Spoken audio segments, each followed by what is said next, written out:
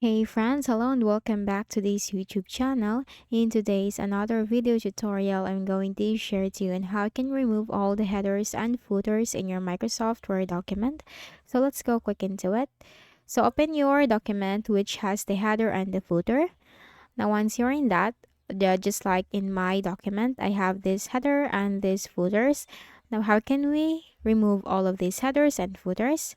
Click on the Insert tab, which is the third tab at the top or in the ribbon. Now once you find the Insert tab, you'll find in here header and footer. Now let's start with the header first.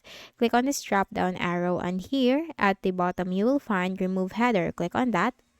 And as you can see, the header has been removed. All the headers in all of these pages has been removed or have been removed. Now let's go with the footer. The same thing, click on the Insert tab, click on Footer, then click on Remove Footer.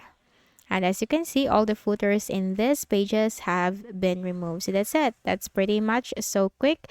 So I hope this helped you. Kindly please do not forget to hit the like button and subscribe to this channel for more tutorials like this. Thank you for watching.